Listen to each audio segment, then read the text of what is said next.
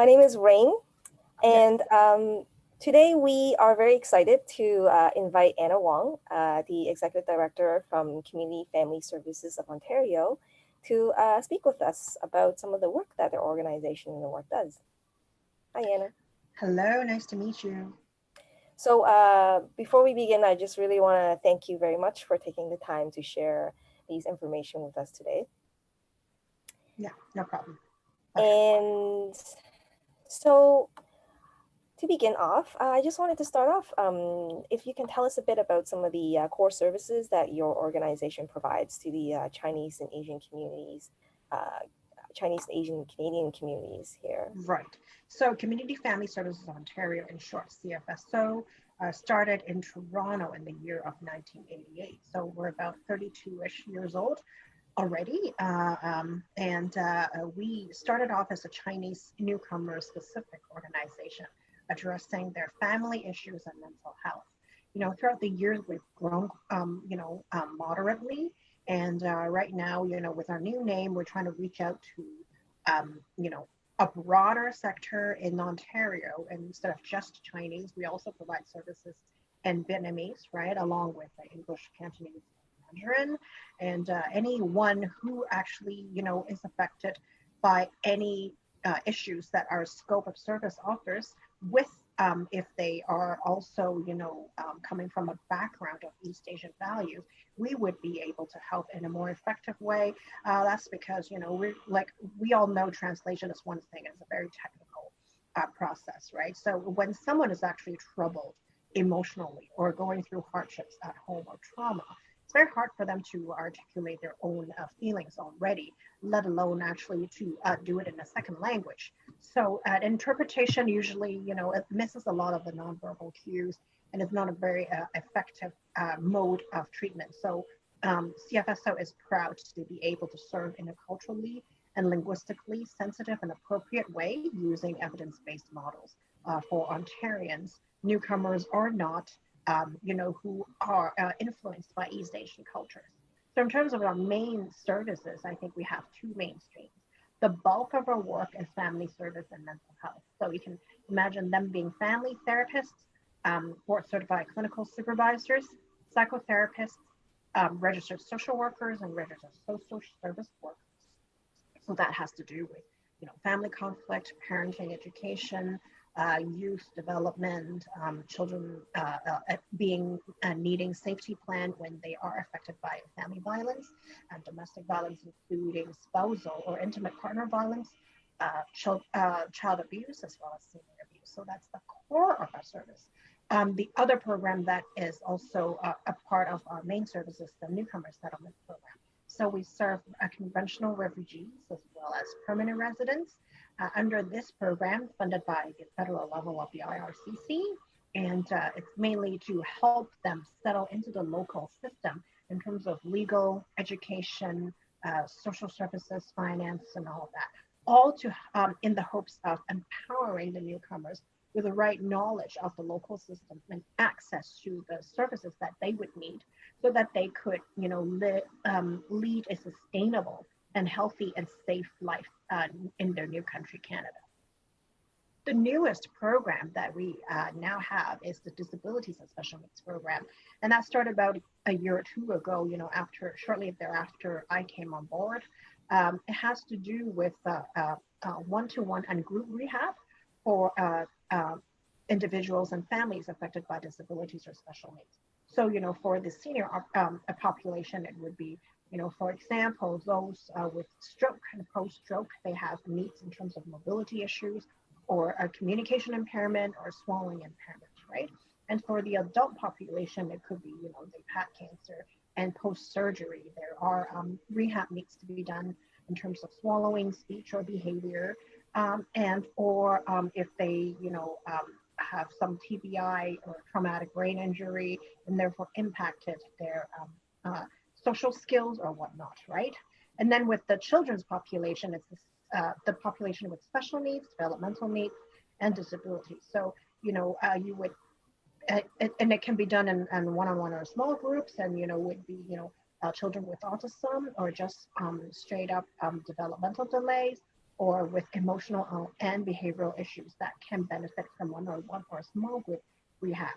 At the same time, we treat the caregivers of all these age populations so that, when their clients are here, their parents are also receiving their coping mechanisms and rehab strategy training at the same time when their loved ones are on site. So if there are any issues going on, they could actually, just run off to the next room and do that. And it's also, we also do that because we believe strongly in caregiver being part of the care network.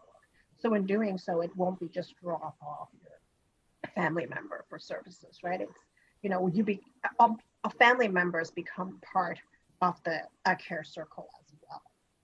Mm. Wow, that's very interesting what you've said about how the importance of really being able to offer services in their language, because when people are traumatized, their ability to articulate themselves would be affected. So I really appreciate that. Um, so as we know, with this pandemic, a lot of changes need to be happening. Do you find that the needs of the communities that your organization is serving, has changed as well? We have seen significant changes in case volume and significant changes in case severity level. So in terms of case volume, the highest demand are two types, actually. Yeah. One is to do with poverty, right? So with the newcomers of our community, a lot of them are in frontline services, the F&B industry or the customer service industry. A lot of them are affected by the pandemic, be it lockdown or scaled down in-person services by business, or just straight up closure of small, medium-sized businesses, right? A lot of these people were rendered unemployed or underemployed.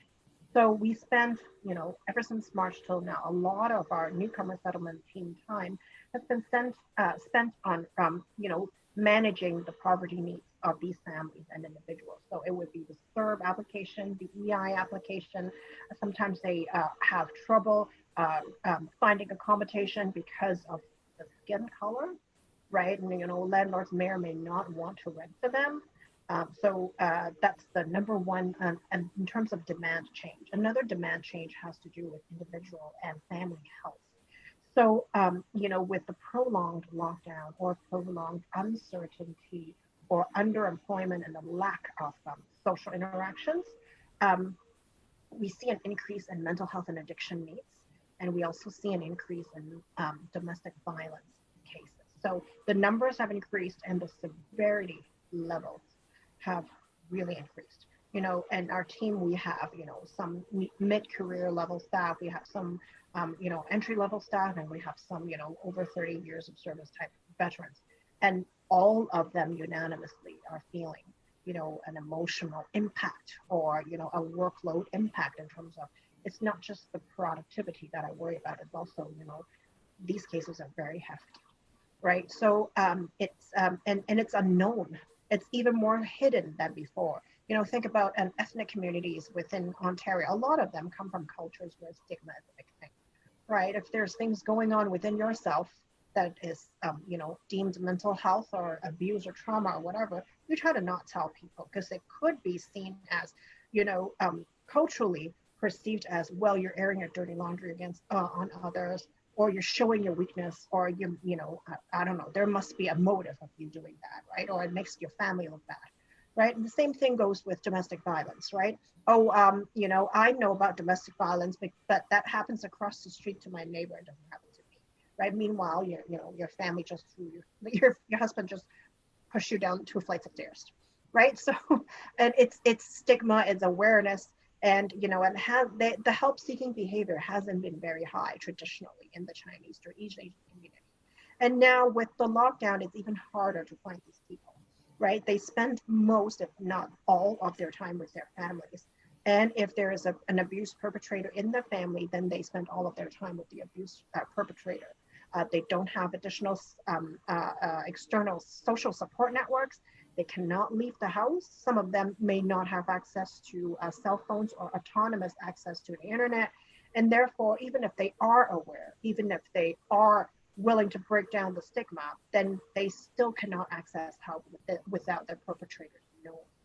So by the time they actually do come out for help, it could have been court ordered, it could have been, after police intervention, it could have been, some trauma already or physical trauma already happening within the family. So, the cases that we receive are the more severe ones now compared to before.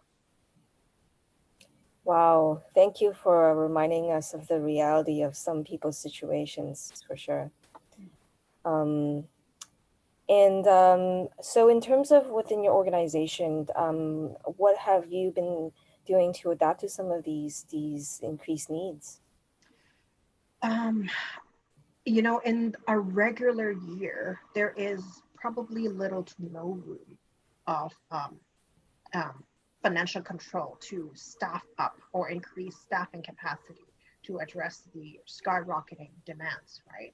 This is a year of volatility. And I would say, to the credit of all three levels of the government, I think that stepped up to the plate. They understood that, the mental health and addictions issues and the domestic violence issues are top problems within the pandemic in the community. So they have injected new money into the social service sector, and our agency has also been doing fund development from other sources, and therefore we have hired over 30% more of the existing staff complement to handle these cases. And these additional hires, we do it in an effort to try to help with the unemployment rate that is going on in the community. And we're also doing it in terms of, building new capacity and increasing our existing capacity to meet the increasing demands. And in doing so, we hope to be able to scale up services in a really quick way. And these new hires cross all the boundaries of our team. So they're in newcomer settlement teams, they're disability special needs teams, they're in psychotherapy family service teams, and there are also additional back-end operational support that we have hired. So we hope to be able to sustain this at least for another year or so, because I know funding runs out by the end of fiscal, but community needs do not stop just because your funds run out. So, it's not only a government issue. It's, the government wants to give you money, but where does that come from? It's from taxpayers. And people don't have jobs. There are not enough taxpayers. How about you fundraise? Well, people don't have jobs. Businesses are not doing well. We are a registered charity, but, there's just so much fundraising we can do. So, we are trying to be mindful of the fiscal responsibility of our own agency as well as the government. We do need to plan ahead for in a year or two's time, when it's time to scale down in terms of financial burden for the government, what can we do at that point, right? Mm-hmm. And so, as you know, we are facing the second wave of this pandemic, and winter is arriving. What do you see maybe some more emerging challenges that we will need to work with our communities to prepare for it? I don't think existing problems would go away. I think problems would intensify, and their needs will increase. But at that point, I don't know that the economic resources would be able to keep up, because I think injection happened in the first 6 months of the pandemic, and there's just so much we can do and so long we can sustain over for. Right. So, at that point, if the government does not have enough to help with the sector would be needing to meet these challenges alone. So we need strong leaders, we need collaboration, we need innovation, and in order to help the community. And these problems are not, you take a pill, you take a shot, and you're better the next day, right? Very often these problems run, across a few months, if not a little over a year, for each family or individual affected. And there are, opportunities for relapse, right? What if they, are able to find a job, but then shortly thereafter lose it, right? Or if another member of their family goes into another emotional swing because of the social conditions, and then it takes them into relapse, right? These things would recur, and they're all that to say the community needs would not decrease. And the increasing challenges would be, where do we find resources to meet? Yes, I agree. When it comes to other community partners and members in other organizations, including Protect, working with your organization, how do you feel we can work to support each other in terms of the work that you're doing so that we can perhaps more effectively address some of these needs? Right. So Protect is not the only one, but there are numerous alliances and community coalitions that try to work together for different disciplines or different special interests, right? Such as there is the Chinese Health Coalition of Ontario, and there is the Chinese Mental Health Network, right? All of different, really, what their subject matter expertise to be, right? So, like all of the others, an organization like Protect would actually help to articulate a continuum of services based on a collaborative of members that they have gathered together, and therefore, knowing that not one person can handle every single need in the community, right? We need all hands on deck, and we need a seamless service pathway and a clear definition of scope of services so that all partners understand what each other does Mm, and understand where the boundaries are and understand how to refer, right? As a family service agency and a multi-service agency, we know too well that clients don't come in with one condition. Clients may come in and say, you know what, I really have trouble sleeping. Can you help me? Right.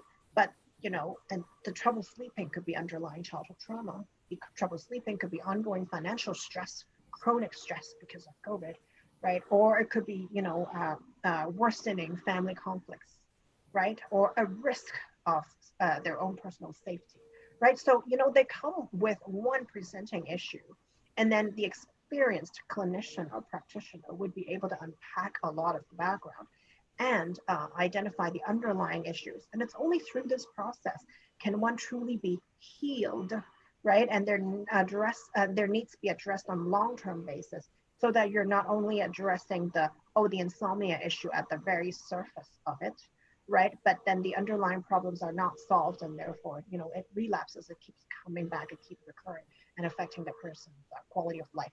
So, with a wide range of members covering different types of needs, then we would be able to serve the continuum of needs of each client to ensure that their health and safety are sustained, and there is no trauma relapse or whatever going on. Yeah. thank you for that. Um, Do you have any other thoughts or ideas or issues for call for action that you would like to share with our audience? I think, individual and family health and wellness is everyone's responsibility, right? Some cultures may be more passive, as in I don't want to raise my hand, I don't want to stick my neck out, or I don't want to, snitch at others.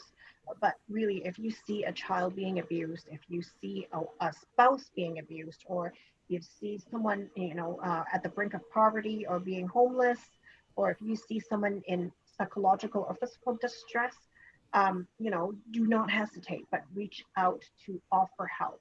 And if you think someone is at risk to the effect that, their lives or the lives of others are being harmed, there's nothing stopping you from calling 911.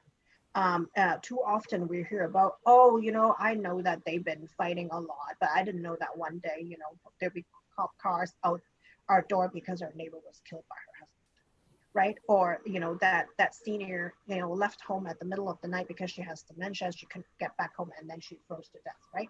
We like these stories could be prevented if all of us are vigilant. COVID stops the physical interaction, but it doesn't stop our social interaction, right? If we have isolated seniors, or we have international students who are living alone without their social support networks, or we have people with disabilities or families who are at risk of whatever poverty or homelessness, it's everyone's responsibility to reach out. And if a trauma does happen or abuse does happen, and someone is being put through the justice system, it is not other people's fault to have reported that. right? The very act of timely reporting, it's not only stopping further crisis from happening, but it's also preventing the same types of crises from happening to the same person and other people who may be affected by the same problem. So I think we need to break down our own silos and we need to break down our own stigmas to step up, not for ourselves, our families, but for everybody in the community that we interact with. Mhm. Wow, thank you for that. Um, and how can the public get in contact or involved with your organization? Right. So for our organization, our services are free. We do not ask for your OHIP card. We do not ask for your passports. So as long as you can communicate with us and as long as our services are appropriate for you, we will be able to help.